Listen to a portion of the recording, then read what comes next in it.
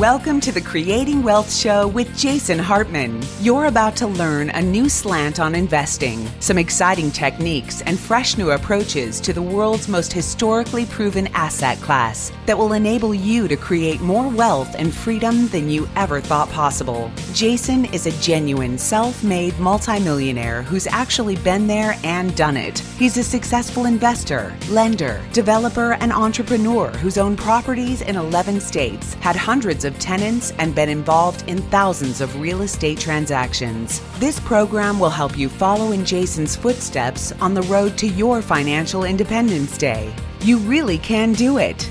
And now, here's your host, Jason Hartman, with the complete solution for real estate investors. Welcome to episode 1648, and thank you for joining us today. Yesterday was St. Valentine's Day, which oddly has a violent history, although it is the holiday for love and romance. But what about spending? We're talking about economics, of course. So Valentine's Day spending plummeted by around 21%, even as real inflation, notice I said real inflation, because you know inflation is manipulated in three basic ways: by weighting, substitution, and hedonic indexing. Hey, I'm actually kind of singing. Don't try that again. You're thinking, Jason, if you sing, I will stop listening and I will go listen to one of those shows with a much less informative host than you. I don't want you to do that because I want you to be well informed, so I will stop my very bad attempt at singing. All right, so Valentine's spending down 21%. Inflation in real terms is up much more than the government would have us believe. So dating apps have about 49 million active users in the United States, and the total U.S. single adult population is 128 million. So when you look at those numbers, Valentine's Day spending is down significantly. Of course, we have a strained economy, but it is uneven, as we have talked about so many times. But we look to Bloomberg for some info on housing prices, and housing prices have posted another record gain. Thank you to Naresh for sharing this article. Topping the 2005 peak, it says. Now, some have said we already topped the 2005 peak, but does that even matter? That is my question to you. Do you have an answer? Does it matter if we have surpassed the 2005 peak in housing prices? Well, of course it matters, but does it mean that we're skating on thin ice, that we're in a bubble? Not necessarily. Not necessarily. Why? Because you have listened to my informative episodes, and you have hopefully not listened to the people copying my thought leadership. They're out there, folks. You know, you always want to listen to the original who had the original thought on this. And that is, of course, yours truly, because what really matters is mortgage payments adjusted for interest rates, inflation, and housing prices. And when you adjust all of that, because then you know the real number, you know that housing is actually cheaper than it was back at the prior peak in terms of a mortgage payment basis. Because nobody buys a house. And when I say nobody, of course it's a figure of speech. There are like three people last year, and there might be 4 people this year. Of course, I'm joking. That will buy a house based on the price, whereas most are buying it based on the monthly mortgage payment. And that is, surprisingly, affordable. Yes, it is. So that would that would indicate that the concerns of a bubble are not very, very important yet. They will be, because this will not go on forever. Nothing does. What goes up must come down.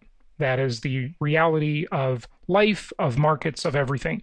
But I would say at this juncture, I feel very confident in saying that this market, unless there's some crazy black swan thing, and hey, we're all familiar with Nassim Taleb. We're all familiar with his Black Swan book, which is excellent, by the way. I highly recommend it. But the one I would recommend even more that is better than the Black Swan book is Skin in the Game. If you're only going to read one Taleb book, Skin in the Game is the one you must read, and you will know why yours truly has been promoting the idea of commandment number 3. Trace, commandment number 3, thou shalt maintain control. Do not relinquish control to some bankster. And he talks a lot about banksters in that book. Taleb is good. Good, really, really intellectual guy. So check that out. Skin in the Game. Very good book. Okay, so U.S. housing prices fueled by the lowest mortgage rates in history rose at the fastest pace on record, surpassing the peak from the property boom in 2005. The median price of a single-family home climbed by 14.9% to $315,000 in the fourth quarter, and that was the biggest surge in data going back to 1990, according to NAR, the National Association of Realtors. So there you go. That's pretty amazing. Now, this, of course, is very uneven because the section of the country, I think you can tell when I'm reading and I'm just talking to you, right? Just talking now, not reading. The section of the country that led the way. Now, this is odd. I'm about to tell you, this is odd. But there's a reason for it. So a little bit of an oddity here. This is not the section of the country that is really, sort of the macro future in terms of housing prices. But since you saw this shift, and we are undergoing right now the largest wealth transfer in history, I think. Maybe that's an opinion. I don't know. I don't have a lot of facts on that. Where's your facts, Hartman? Well, I don't really have them yet because we're still in the midst of it. And you'd have to ask, compared to what? And that would be a super complicated question to answer. But look, don't panic. Just use the common sense, right? You look outside, you look at the world, and you think, everybody's doing exactly what I predicted back in mid-February of last year, which was super early in the game, that there would be this mass migration to suburban markets. And what do you know? It's happening. It is happening. It's been happening. It's not news anymore. Not news anymore. But why would the Northeast, which is not the future market, not the market to benefit from big macro trends, lead the way in this market appreciation statistic? Well, it did. And that's because buyers rushed to the suburbs, the good old burbs, and the burbs are very in vogue nowadays. They are leading the charge. Fairfield County, Connecticut, Greenwich, okay? They saw the Hamptons, right?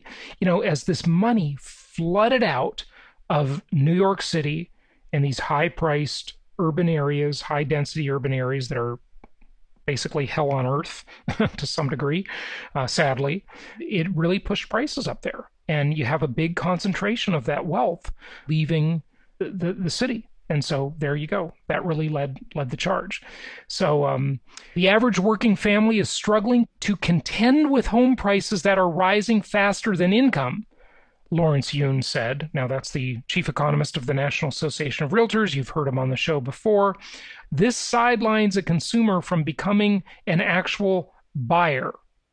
I think he means a renter from becoming a home buyer, right? Causing them to miss out on accumulating wealth from home ownership. Well, one thing he said there that was very misleading, and I want to point it out, very misleading, not intentional, okay? Let's look at exactly what he said. Kind of like looking at exactly what Trump said in that ridiculous waste of time and taxpayer money that they just finished, that impeachment number 2 fiasco that, that Trump won, as he should have. So here's the exact thing Lawrence Yun said. The average working family is struggling to contend with home prices, underline the word prices, that are rising faster than income, underline the word income. Again, not the right comparison, Lawrence Yun. What he should have said is that the average working family is benefiting from low home mortgage payments adjusted for interest rates, the lowest in history, and inflation, which diminishes the impact of those payments, that are declining as income increases. That's what he should have said.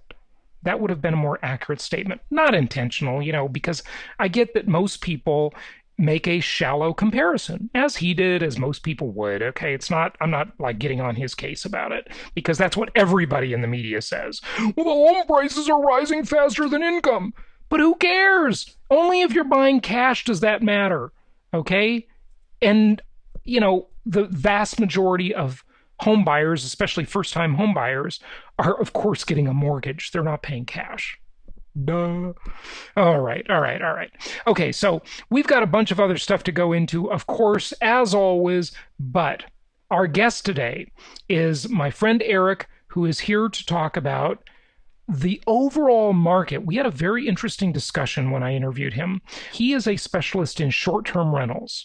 And as you know, many of the people out there with doing the Airbnb thing, the short-term rental thing, they got really, really hurt during the pandemic, okay? But some did really well. I'm happy to report that our people, we've only dabbled in the short-term rental market. You know that. I've talked about it before. St. Augustine, Florida. Our clients did really, really well. In fact, extremely well. You've heard some of them on the show talking about it, because there is this certain profile of short-term rentals that has been really well insulated and has ridden out the storm very, very nicely. So we're going to talk about that and a whole bunch of other items, a whole host of other items. Be sure to reach out to one of our investment counselors to help you plan your real estate portfolio, and they can invite you to our various resources, webinars, classes. We have a lot of great free resources. So even if you're not ready to make any changes or make any purchases, reach out to one of our investment counselors by going to jasonhartman.com and filling out any web form there, looking at properties, checking out other resources, videos, etc. Or if you're in the United States, you can, of course, call us at 1-800-HARTMAN. That's 1-800-HARTMAN, US number only. Otherwise, catch us on the internet at jasonhartman.com. And here is the interview with Eric as we discuss kind of the broader real estate market and short-term rental markets specifically. It's my pleasure to welcome Eric Moeller. He is the founder of Short-Term Rental Legends, and a lot of people have expressed interest in short-term rentals and the industry and what it's doing. So we're going to get a bird's eye view. There's a lot of changes, a lot of things changing. A lot of people have really had to pivot their business, and I'm looking forward to hearing more. Eric, welcome. How are you? I'm doing good. Thank you for having me. Yeah, it's good to have you. So give us the bird's eye view on the short-term rental industry. A lot has changed, hasn't it? Yeah, it's been 2020 has been it's been a roller coaster over a year, not only for everybody. I mean, but obviously the Short-term rental industry is one of the first industries to get hammered by the lockdowns, right? The global lockdowns. The first thing countries stopped doing and restricted was travel. So obviously most of our business is ran off of travel, especially international travel. So yeah. Early in the year, the short-term rental industry seemed like it was collapsing. And then we spent a few months really kind of studying and seeing where the new trends of travel is leading and how this industry was going to pull out of it. And it's kind of blossomed this new version of short-term rentals. So yeah, there's a couple of rabbit holes we can get into there, but we watch literally in 1 year time span, the industry collapse, us thinking Airbnb, the company, was going to collapse.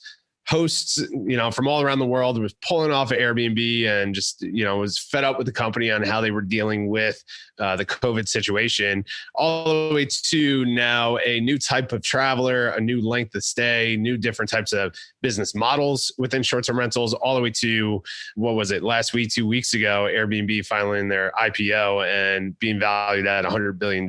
So it's been a crazy, crazy year, man. Yeah. Well, I think what it proves, let me ask you. So it's been a crazy year. I got that. But overall, for you and other short-term rental operators, how's business? If I'm just going to ask, is it good? Is it half of what it was the year before? Is it off 25%, like revenue, not activity, revenue? Sure. Yeah. So two major things happen. One is urban operators, and that's really where Airbnb and the whole short-term rental boom really took off in the last few years. Are individuals, investors, operators taking over full buildings and apartments and condos in center cities around the world.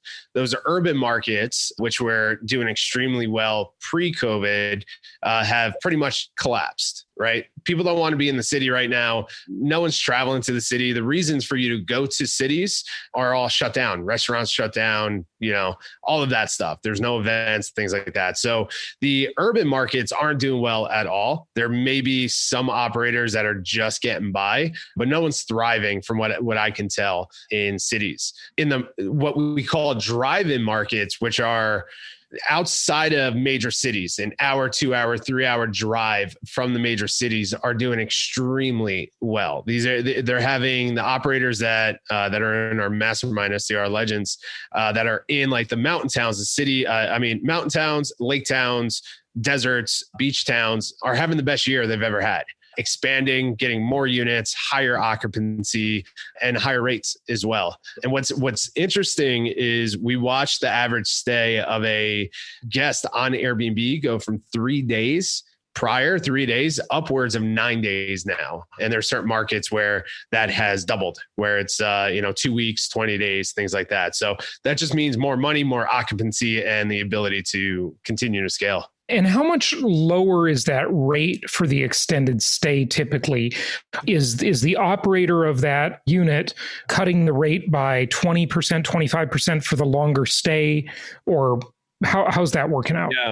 Yeah. So we're seeing it, again, short-term rentals like anything else in real estate, right? It depends on the market and the asset, but we're seeing anywhere between 20% and 50% on a monthly basis. For example, I'm currently in New Jersey. I rented an Airbnb here, 4-bedroom, got my parents together. We flew out from California and we're here for the month of December. And I've been doing this. I've been renting an Airbnb for 30 days for the last 6 months and living in different markets around the country. This property we rented for 50% of listing for the entire month, right?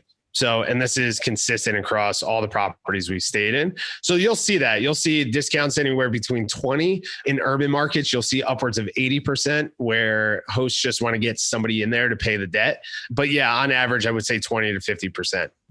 Now, and was that a result of you negotiating with the host, or was that just something they'd offered on the website? Yeah. So Airbnb, one of the biggest pivots for Airbnb was stepping into 30-day stays. Right. So this is something that they never really offered before. So now on Airbnb, they have a section when you go to search a property, you punch in where you want to go, the dates, all of that. And then they give you options. Do you want, what are the dates, or do you want a monthly stay, or do you want a room share? right? And now this 30-day stay, if you book a property for 28 days or more, they work in certain discounts already. So especially now, right? I'm in New Jersey. I'm in Long Beach Island. It's a seasonal market. So all the properties down here are completely empty during the winter. So he's happy to get somebody in here for the month, right? So he already put up on the market, if you book this, I'll give you a 40% discount. I reached out to him and said, hey, this is my budget for the month.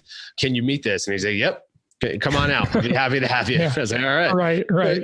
A little bit of negotiation, but I wouldn't, for anybody who wants to use this as a way to travel, all of that, I wouldn't go down the path of hard negotiations with hosts. That's something that we had to deal a lot with this year due to COVID. A lot of people were just negotiating rates. We already build in rates based on revenue management methods. So if you see a good rate that's on there and they're offering a discount for the monthly stay or whatever that is, you can knock off a little bit, but I wouldn't go in there try to get it for pennies on the dollar.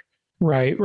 What's so interesting about what you said about do you call it driving markets or drive-in markets? What was the exact phrase? Drive-in movie. Oh, drive-in, like a drive-in movie. Yeah, exactly. Okay. Yeah. Because I didn't have a name for it, but back in late February, early March, I predicted that. I just basically said that, look, we have our one short-term rental market, St. Augustine, Florida.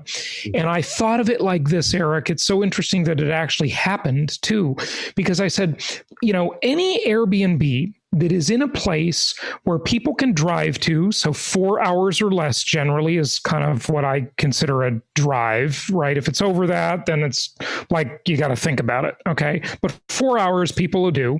And if they can get a different experience from where they live currently.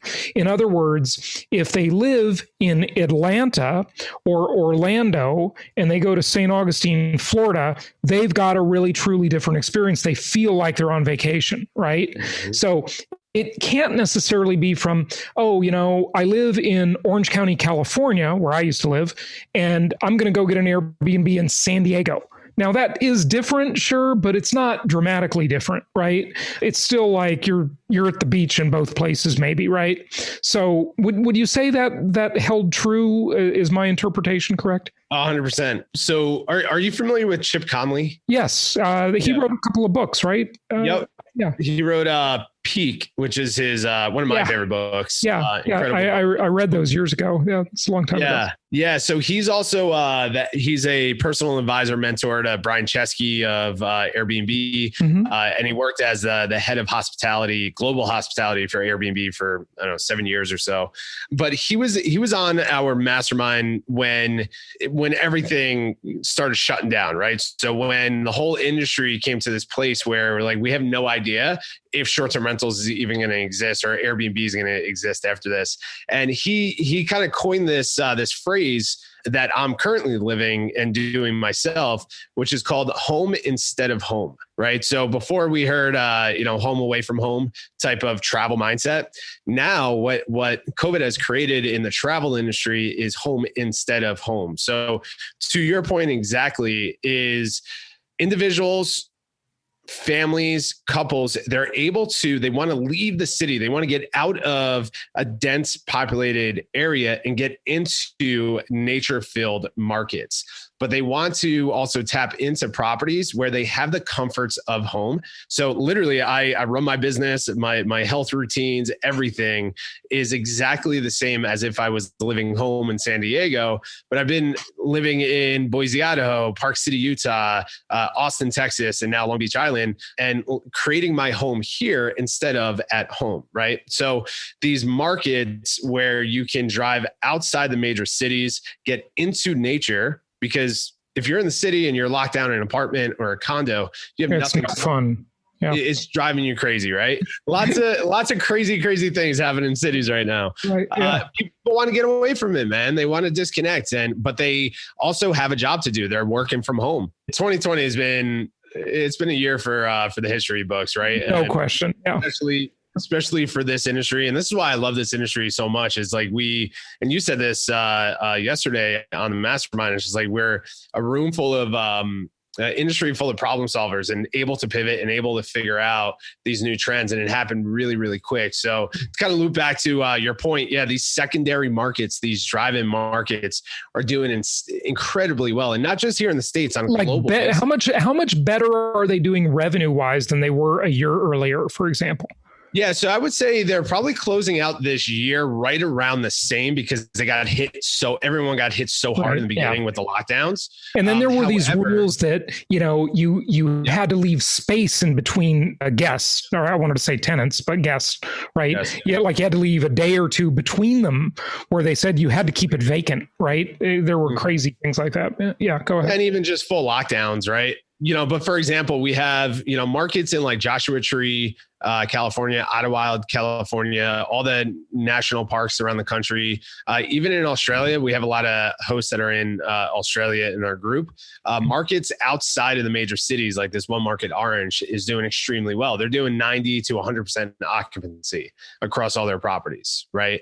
And their rates might be slightly lower, but the occupancy catches up for that because prior to COVID, we're running these higher rates at a 70% occupancy. But now you have a 90 to 100% occupancy. So they're doing extremely well. And that's that's going into our new business model. So I shifted from being the urban operator running 100 short-term rentals in these cities to now going into 2021, we are launching a new property brand where we're going to actually be acquiring land outside national parks and building experience-based tiny home communities.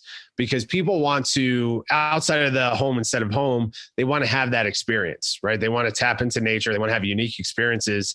And they have the ability, if it's set up for workplace, they have the ability to travel, work, and live somewhere else for a bit. So that's our new market, new plan that we're tapping into. So yeah, there's a lot going on in the industry. Those secondary markets are extremely exciting.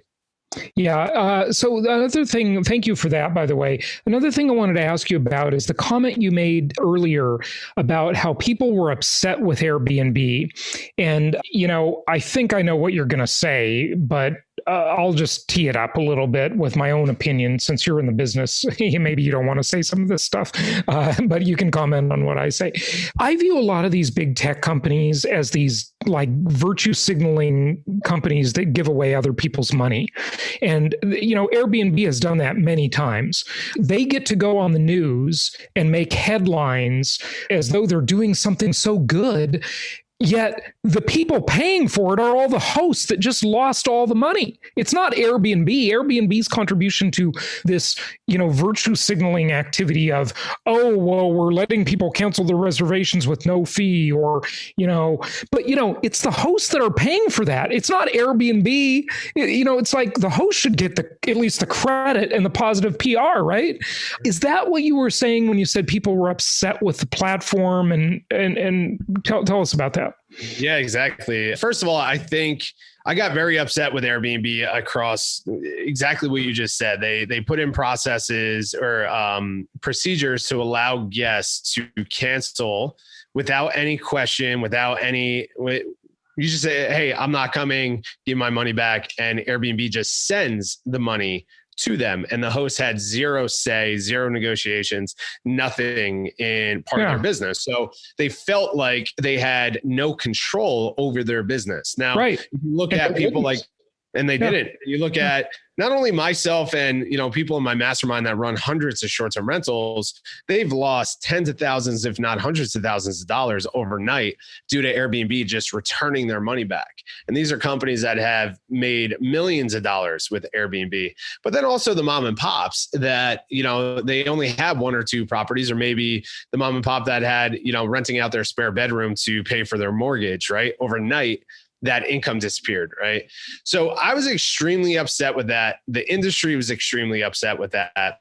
Plus everything else that you just said. It became a very politically charged, a lot of decisions were just driven through politics, but then also setting up for this IPO that they were going for towards the end of the year, right? And I definitely want to talk about the IPO in a moment, but go ahead and just finish what you're saying on that. Yeah. So that's where the industry got very, very upset. And I think people very quickly started realizing that we can't rely, regardless if you have one property or if you have 100, can't rely on OTAs, online travel agencies, right? You can't rely on Airbnb or Booking.com or VRBO. You have to start building your own book of business. And it forced us to go from these individuals that quickly built these businesses on Airbnb's platform to now stepping back and saying like, oh, I got to create a real company here. I got to figure out how to acquire my own travelers. I got to figure out how to remarket to my travelers. So there was a lot of shifts that were going on, but that was the major change, what pissed off the entire hosting community.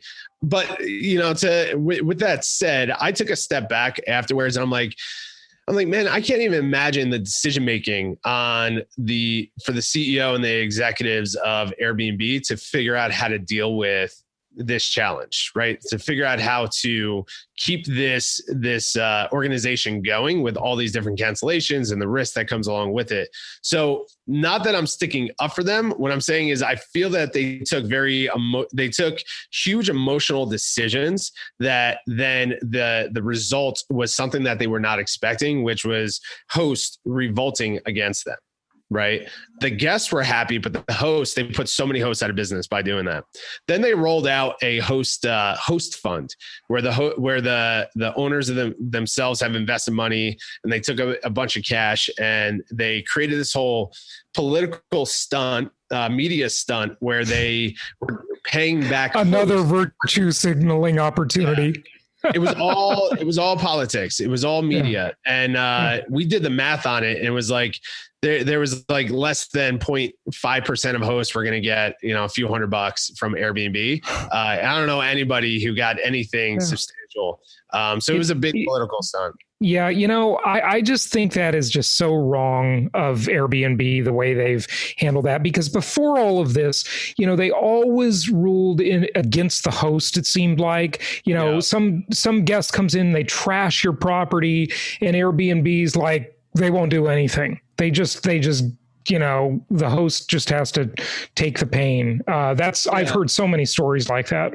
So let me touch on that real quick, because, even though I'm beating up Airbnb and, I was one of the individuals that were extremely upset with their decision-making and their, what they put in place, we have to take a step back and realize that they are also, without them acquiring the guests, nobody on their platform has the ability to run the businesses that we can run on their platform. So at the end of the day, their number one focus, it was the mom and pop host, but very quickly they became this big competitive in the market to compete for the travelers between Booking.com, Expedia, all these other platforms, now Google. So I do understand that they're siding with the guests. I understand that, but it unfortunately put hosts in a position where we're like, all right, well, Airbnb, we looked at Airbnb as our partner, but now their decision-making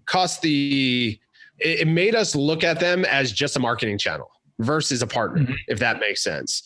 I do see that changing slightly a bit. I see the dynamic changing a bit, but I think that the dynamic moving in favor of the host. Is Airbnb like realizing without the host, they're never going to make any money? I mean, I think they always recognize that, but at the end of the day, I think it's more important to them to acquire the right customer, which is the guest, right? Because I think without really dialing that in 100%, us as hosts are going to really have a challenge building a business on their platform.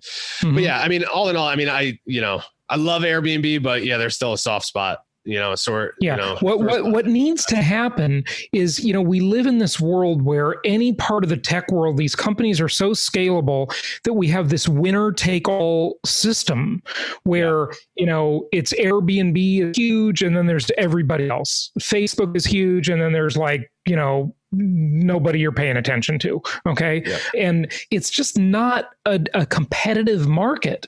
And that's what needs to happen. So how do hosts build their own book of business to have that security? That's the question. And what other platforms, do you like or recommend other than Airbnb? Yeah. So what I love about the short-term rental industry, it's a bit different than the rest of the tech companies, right? So Airbnb is the new young kid on the block, the sexy, shiny object out there, right? That kind of reinvented the whole short-term rental industry.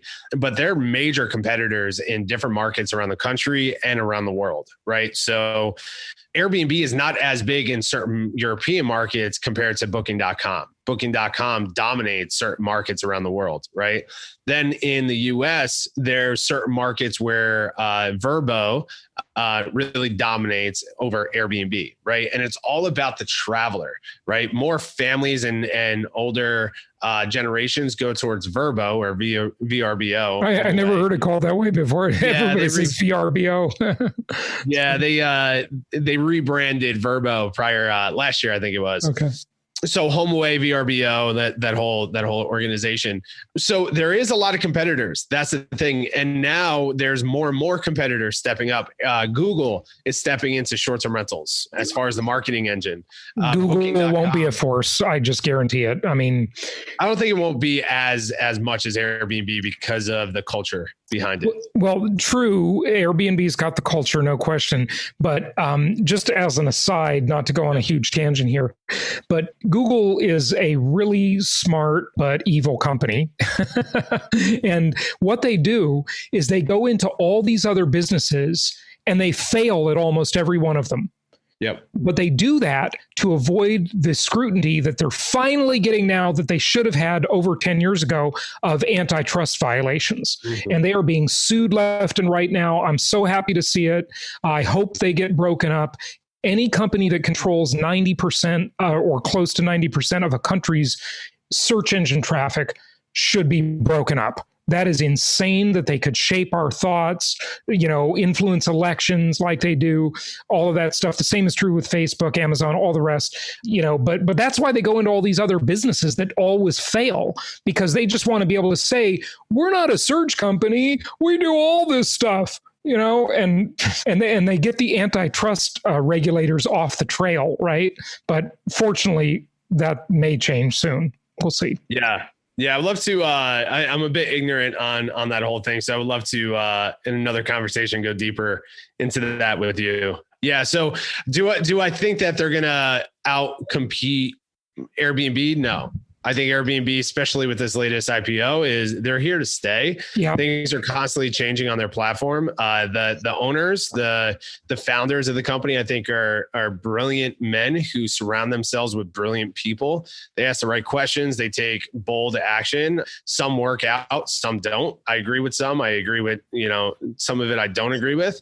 But I think Airbnb, of course, is the main platform. Now, so let me get back to the original question real quick.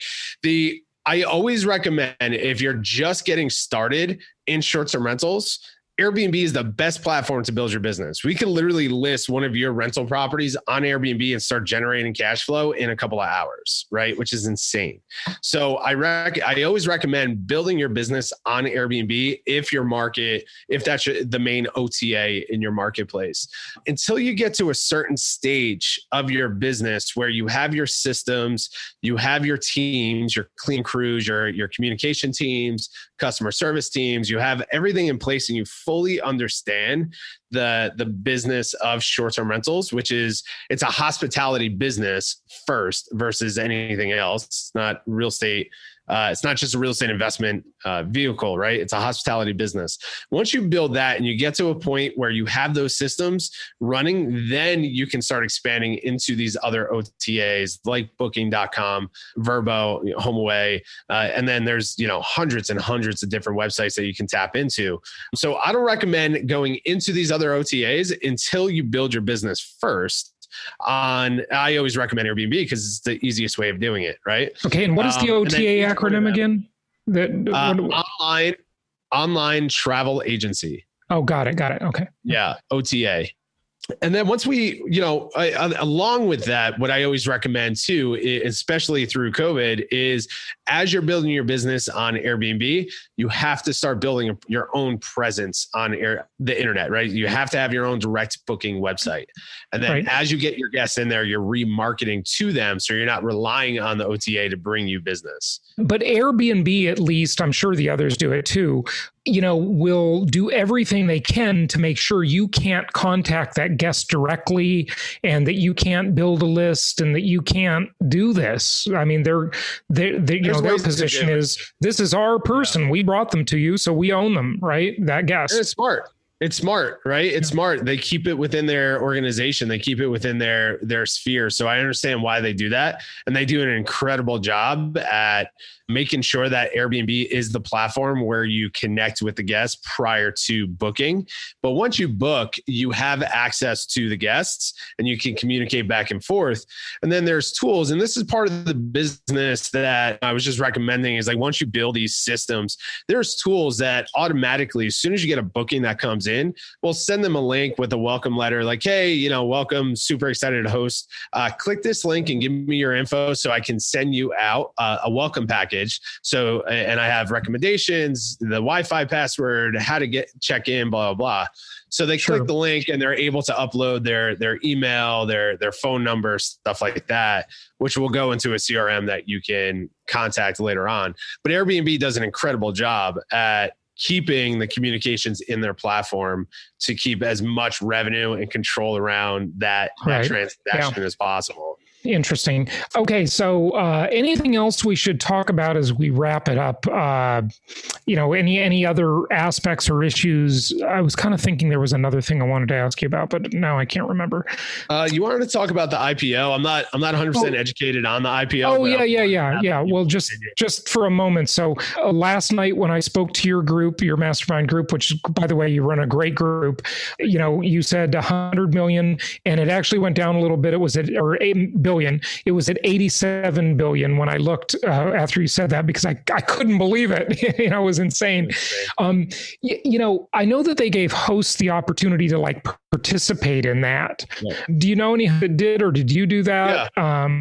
So we chose not to do it, just for the fact that we have so much going on in our business. We're starting multiple different projects and all of this, that we decided to keep our blinders on 100% into the projects that we're doing. So we actually did not invest in the IPO, but many of our legends in our mastermind have invested in it, and we're kind of blown away at the valuation right away, and immediately gain some equity in their investment. So yeah, we know quite a bit of people have, and we have a community of 40,000 short-term rental hosts from around the world. And when we trying to get everyone's feeling on this, you see it split down the middle. It's like everyone is like, kind of like myself, which I'm more than happy to invest in Airbnb, and I've made lots of money with their platform, and I believe in their platform, and I do believe in their leadership behind their vision of this company.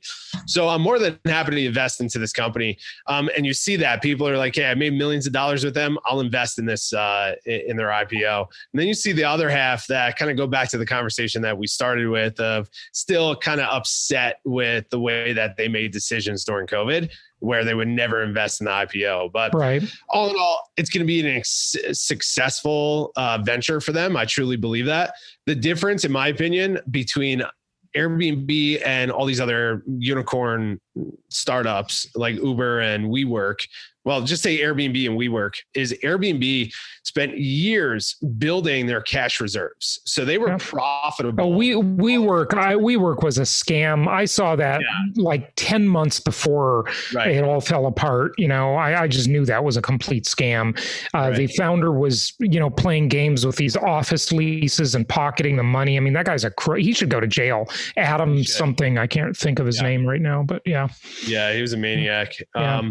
But the difference, in my opinion, between Airbnb and all these other IPOs is that they focused on understanding their customer. They focused on dominating the marketplace, but then they also focused on cash. They focused on profitability, which is, I didn't see any other unicorn company doing that. They just focused on scale.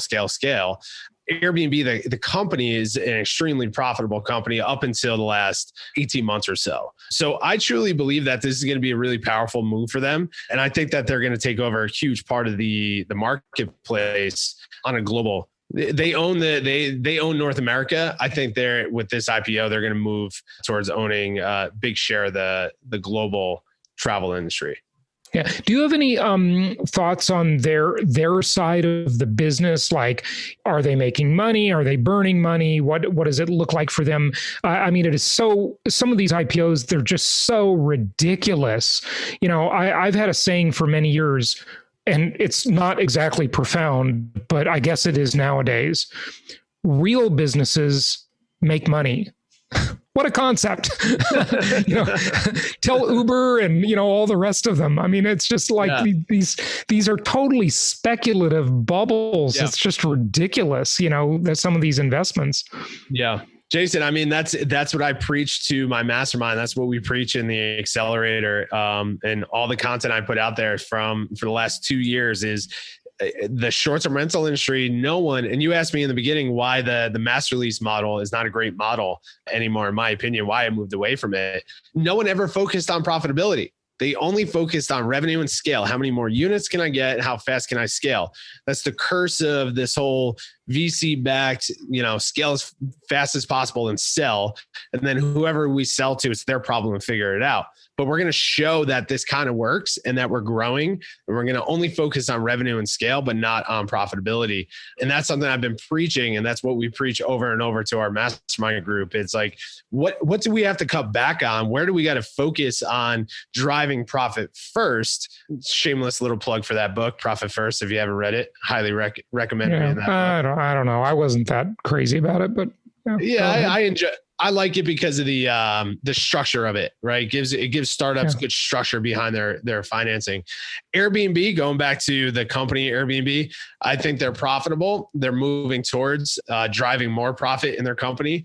They are taking a risky move where they're going to be charging the owner, the host, a bit more money for the transaction, but they make a lot of money right now. And they're going to be rolling out different ways of generating cash flow for the company on their platform by allowing different services, allowing upsells, allowing all of that transactions on their platform. So I think their model is solid. That's why they're doing extremely well. And I think they're going to be around for quite some time. And I don't think we're going to see this unicorn, bubble burst like WeWork. Yeah, no, not like that. I agree. It's at least it's a real business for sure. So good stuff. Well, Eric, hey, thank you for all the insights. I'm glad we met a couple of years ago, and it's just great. You're really a pro and you know what's going on. So thank you for that.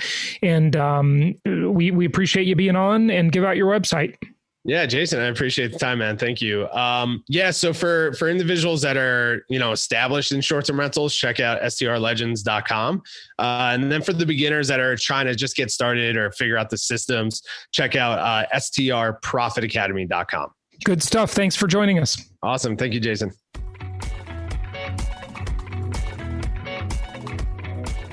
Thank you so much for listening. Please be sure to subscribe so that you don't miss any episodes. Be sure to check out the show's specific website and our general website, hartmanmedia.com, for appropriate disclaimers and terms of service. Remember that guest opinions are their own, and if you require specific legal or tax advice or advice in any other specialized area, please consult an appropriate professional. And we also very much appreciate you reviewing the show. Please go to iTunes or Stitcher Radio or whatever platform you're using and write a review for the show. We would very much appreciate that. And be sure to make it official and subscribe so you do not miss any episodes. We look forward to seeing you on the next episode.